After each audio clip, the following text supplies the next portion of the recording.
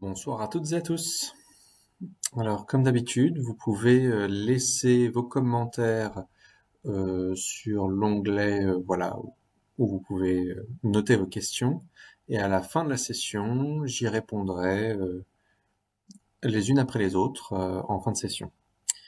Alors, je fais une session en dehors des premiers lundis du mois cette fois-ci, pour également pouvoir discuter donc de l'estimation de la mise bas, mais également d'une étude qui est en cours concernant le suivi de température des chattes en fin de gestation à l'aide de thermochips. Donc on verra ça en fin de session parce qu'on va d'abord parler de tous les autres moyens d'estimer le moment de la mise bas.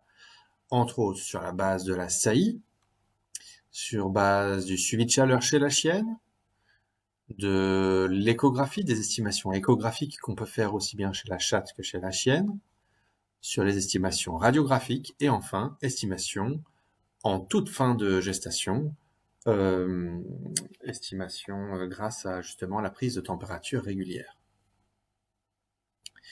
Alors sachez que cette session sera également enregistrée et mise en ligne sur YouTube.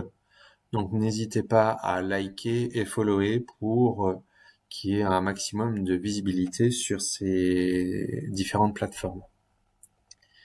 Alors, du coup, sur base de la saillie, on va s'apercevoir que c'est déjà un bon critère de bien mémoriser, noter sur un agenda les moments où il y a eu une saillie, parce que on peut compter à partir de la première saillie 65 jours, et en moyenne, la chatte va accoucher 65 jours plus tard. Sauf que, on va s'apercevoir qu'il y a des variations très importantes entre 57 et 72 jours post-première saillie. Donc c'est des données qui sont publiées dans différents articles qui confirment la même chose à chaque fois. Entre 57 et 72 jours. Il est possible également que les chattes qui aient donné naissance à 57 jours soient un petit peu avant le terme. Il est possible également qu'il y ait eu des erreurs sur l'estimation de la date de la première saillie. Et puis l'autre raison pour laquelle il y a une telle variation, c'est que la chatte, n'oublions pas, a un cycle reproducteur qui est basé sur une ovulation provoquée par des saillies répétées. Et parfois, la première saillie n'est pas le moment où la chatte va ovuler à proprement parler. Peut-être que ça sera au bout de 3-4 saillies que seulement à ce moment-là, la femelle va ovuler. Auquel cas, on va du coup se gourer de plusieurs jours sur l'estimation de la mise bas. Petit conseil, à partir du 68e jour, il faut quand même faire un contrôle chez le vétérinaire et commencer à s'inquiéter parce que ça commence à être tardif, bien que certaines chattes vont pouvoir mettre bas sans problème, sans dystocie, sans anomalie au moment de la mise bas, au-delà des 68 jours. C'est simplement par mesure de précaution parce qu'il peut également y avoir un problème, un souci avec des souffrances fœtales. Par ailleurs, il peut y avoir des effets race. Il semblerait que, par exemple, chez le norvégien, les durées de gestation soient légèrement plus longues, d'après l'étude de Romagnoli, par rapport à d'autres races. Même chose par rapport au croisement avec des chats sauvages, puisque le serval a une durée de gestation beaucoup plus longue que les 65 jours classiques, et ce qui fait que les savannas, qui sont des croisements avec, avec du serval, vont avoir des mises bas tardives, surtout lorsqu'on est proche du F1, F2 et autres. Comme ça. Qu'en est-il de la chienne? Eh bien, en fait, c'est la même variabilité, comme vous le voyez, avec une grande majorité de chiennes qui vont ovuler à 63 jours après la saillie, mais avec des grandes variabilités équivalentes à celles de la chatte. Et donc, chez la chienne, on a une option qui n'existe pas chez la chatte. C'est l'option de estimer le moment de l'ovulation de manière assez précise. Attention, le cycle de la chienne et de la chatte sont deux choses totalement différentes, puisque chez la chienne, l'ovulation, elle va arriver voilà, quoi qu'il arrive 2 fois par an en moyenne, alors que chez la chatte, il faut attendre qu'il y ait saillies répétées avant que l'ovulation soit provoquée par ces saillies répétées, grâce aux stimulations répétées par le mâle. Eh bien, chez la chienne, on peut estimer le moment de l'ovulation assez précisément, et ça nous permet de réduire en fait la variation de l'estimation du moment de la mise bas. Donc, le meilleur moyen d'estimer le moment de la mise bas chez la chienne, c'est en réalisant un suivi de chaleur. Parce que la plupart des chiennes vont commencer à accepter la saillie alors qu'elles n'ont même pas encore ovulé. Donc ça met complètement à mal l'estimation post-saillie du moment où elle devrait accoucher. Donc l'idéal, c'est d'estimer le moment de l'ovulation. Eh oui, autre particularité unique chez la chienne, c'est que au moment où la chienne ovule, l'œuf n'a pas encore éliminé la moitié de son ADN pour pouvoir accueillir l'ADN du spermatozoïde. Ce qui veut dire qu'il faut encore attendre 2 jours supplémentaires après ovulation, pour atteindre la maturation ovocytaire qui a lieu dans les trompes. Et c'est seulement une fois que l'ovocyte a réussi à éliminer la moitié de son ADN chez la chienne qu'il va pouvoir être disponible pour accepter l'ADN du mâle. Donc voilà comment ça se passe. Pic de LH, 2 jours plus tard, ovulation. 2 jours plus tard, œuf mature, et puis ensuite, 2 jours, 36 heures plus tard, dégénérescence. Donc il faut viser cette zone-là pour les saillies ou inséminations chez la chienne. Donc le fait de détecter précisément permet d'augmenter le nombre de chiots et le pourcentage de chances de réussite, parce que lorsqu'on a une seule saillie observée, on a entre 60 et 70% de taux de gestation, alors que lorsqu'on fait un suivi de chaleur plus insémination intra-utérine, on atteint les 85 à 90% de taux de réussite avec plus de chiots. L'estimation de l'ovulation se fait essentiellement dans toutes les cliniques à l'aide de la progestérone, mais on n'oublie pas l'intérêt également du frottis vaginal et de l'échographie ovarienne, mais je ne vais pas m'étendre 50 ans là-dessus. Simplement, par rapport à la progestérone, faites attention au type de machine qui est utilisé, parce qu'en fonction des machines, il peut y avoir des variations assez importantes. Donc moi, j'utilise personnellement le Fuji, hein, donc le AU10V, qui est très très robuste. Euh, le gold standard étant quand même l'hémulite, donc c'est avec de la radio-immunofluorescence, et donc forcément, comme il y a des éléments radioactifs, ça ne peut se faire qu'en laboratoire et pas en clinique. Et ensuite, il y a différentes autres machines qui ont des résultats plus ou moins fiables. Et en plus, certains sont estimés en nanogrammes, d'autres en nanomol. Donc faites très attention aux valeurs. Il faut d'autant plus que le type de tube qu'on va utiliser va fortement modifier les valeurs, euh, de progestérone qu'on va avoir, hein. Ça a été publié. Donc si vous souhaitez plus d'informations, tapez ce titre-là et vous arriverez à trouver l'article en question qui compare en fait les tubes éparinés avec les tubes gélosés, les tubes secs, et on voit qu'il y a de grosses différences en fonction de ce qu'on utilise dans différentes machines. Alors voilà, donc ça c'était le suivi de chaleur qui est un encart spécifique à la chienne. Maintenant, comment on pourrait faire pour estimer le moment de la mise à bas un peu plus précisément? Eh bien, c'est l'échographie qui va nous permettre d'être plus précis à plus ou moins 3 jours. Donc, chez la chatte, on peut d'ores et déjà faire le diagnostic de gestation très précocement, à 11 jours. À 17 jours, il y a un cœur, et à 22 jours, on voit la différence corps-tête. Et avec les différents paramètres échographiques, si on mesure la poche noire à l'intérieur du chorion, donc là-dedans, eh bien, ça nous permet d'avoir une estimation du moment de la mise bas. Et plus tard, lorsque la tête apparaît, on va pouvoir mesurer le diamètre de la tête pour, en utilisant une équation, estimer le moment de la mise bas. Et ça, ce sont des paramètres qui sont relativement précis en fonction des équations qu'on utilise. Il y en a essentiellement deux qui sont publiées et qu'on utilise. Il y a des petites variations de un jour et également, ça dépend si on est sur du très très très très très du tardif. Ça commence à les équations commencent à être un peu moins valables. Donc voilà, il y a différents moyens de prédire par échographie l'âge de la gestation, entre autres également avec la taille de l'embryon ou du fœtus, en plus des Inner Chorionic Circumference, donc l'ICC, la cavité chorionique interne. C'est ici qu'on va pouvoir mesurer la cavité chorionique interne en diagnostic de gestation précoce. Ensuite, le crown rump length, c'est en fait la mesure à l'extrémité de la tête jusqu'à la base de la queue.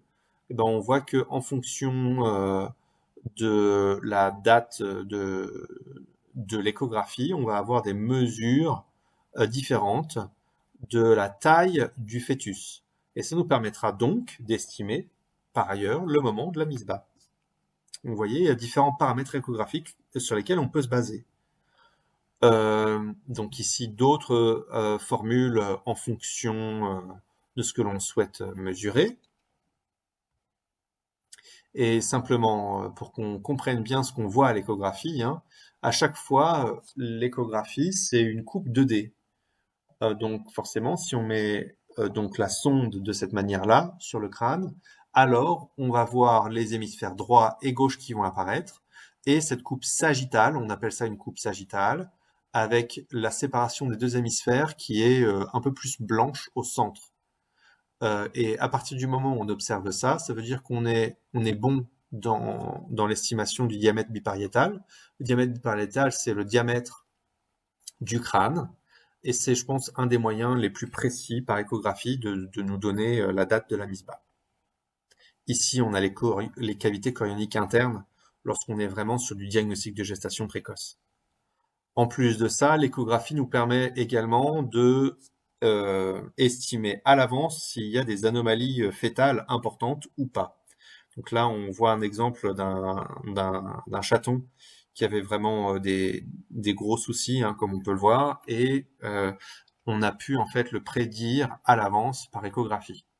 La radiographie également est un moyen un peu plus tardif, même beaucoup plus tardif, que l'échographie d'estimer le moment de la mise bas. Parce que vous voyez ici, c'est les estimations de calcification. En fait, ça se minéralise peu à peu avec différents os qui vont apparaître par échographie, mais avec une estimation beaucoup plus variable qu'avec l'échographie et beaucoup plus tardive. Donc la radiographie a un intérêt par rapport à l'échographie, c'est d'estimer le nombre de chatons de manière plus précise que l'échographie elle-même. Parce qu'à l'échographie, on peut compter plusieurs fois le même chaton en pensant qu'il y a plus de chatons que ce que ce n'est habituellement. Et puis, il faut également avoir l'habitude d'échographier des femelles gestantes pour minimiser les erreurs. Mais malgré, même avec beaucoup d'expérience, on peut être amené à se tromper sur le nombre de chatons à estimer au moment de la mise bas. C'est donc la radiographie tardive qui nous permettra de compter plus précisément. Autre élément, donc ici un exemple de radiographie, là on a un chaton normal, un deuxième chaton normal, un troisième ici, et là il y en a un quatrième, mais on s'aperçoit que de nouveau, il y a une anomalie parce que le crâne n'est pas aussi bien opaque que les trois autres, et en fait, à l'échographie, on s'aperçoit que ce chaton est totalement anormal. Donc on peut également détecter des anomalies de la gestation précocement avant le terme, via la radiographie. Alors ici, c'est les paramètres pour la chienne, parce que jusqu'à présent, on parlait des chattes.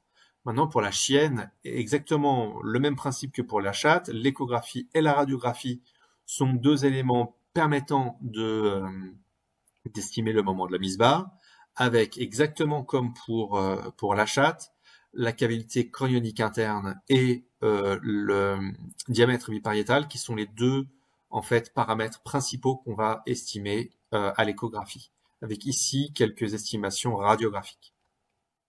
Attention aux mises bas prématurées, ça c'est un peu la hantise de tous les vétérinaires et d'ailleurs de tous les éleveurs au moment où on s'apprête à faire une césarienne.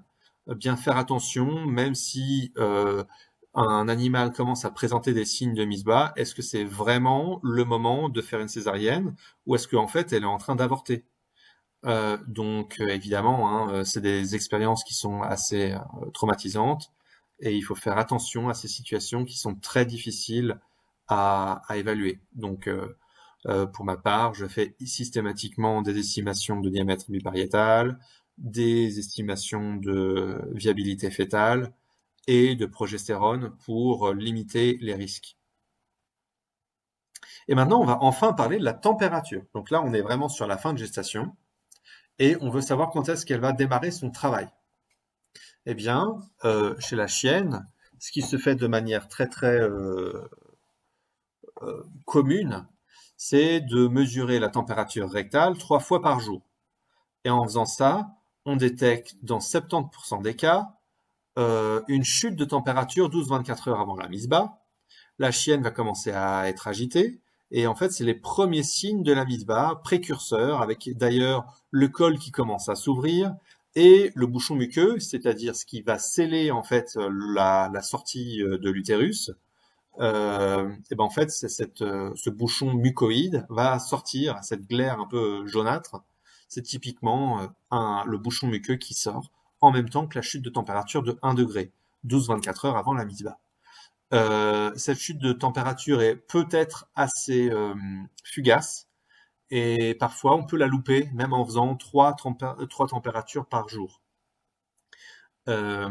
Mais c'est un élément qui nous permet de savoir qu'il va falloir veiller l'animal pendant la nuit, parce que c'est probablement cette nuit-là ou le lendemain qu'il va se passer quelque chose.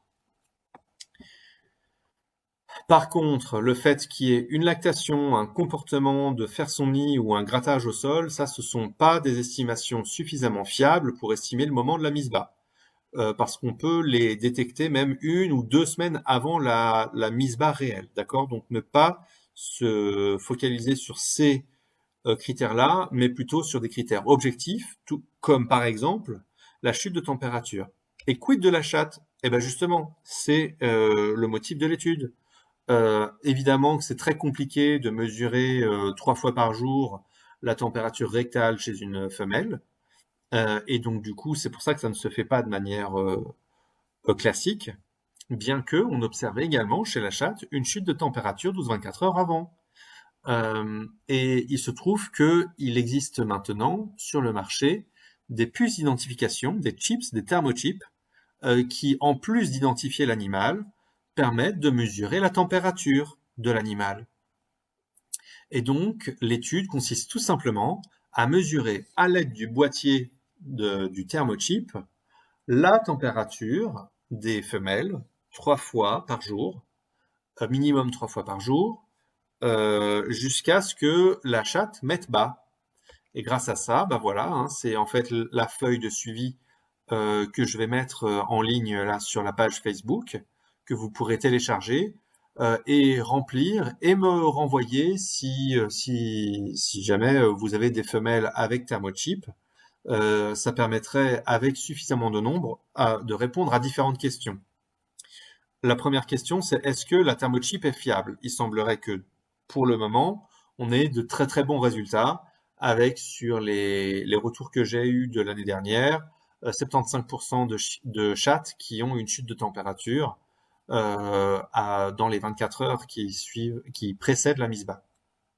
Ensuite, on aimerait, alors je vous donne 75% de taux de réussite, sauf que j'ai pas encore suffisamment de cas pour réellement vous donner des pourcentages réels. Donc il me faut plus de cas, hein, tout simplement, pour pouvoir vous donner des résultats fiables et également voir s'il y a des différences entre les races. Par exemple, les chats nus, poils courts, poils longs ou nus, est-ce que ça change la température de la thermochip? Est-ce qu'il y a une différence entre primipare et multipare? Parce que pour le moment, on n'a pas vraiment de données chez la chatte. bien que on sache que ça fonctionne un peu comme chez la chienne, en termes de chute de température 12-24 heures avant la mise bas. Donc ça, c'est déjà répondu, hein, c'est déjà check. Oui, il y a cette température qui chute au bout de 12-24 heures. Mais est-ce qu'il y a une différence sur les femelles qui n'ont encore jamais mis bas par rapport à des femelles multipares? Voilà, tout ça, c'est des questions pour lesquelles je peux pas encore répondre parce que j'ai pas assez de données et donc j'ai besoin de votre aide pour avancer sur ce thème-là. Et bien sûr, dès que j'ai suffisamment de données pour que ce soit publié, à ce moment-là, je vous referai un petit retour là-dessus. Le protocole est très simple, prendre la température via la thermochip 3 fois par jour minimum. Voilà. Je pense qu'on a parlé de tout ça et je vous remercie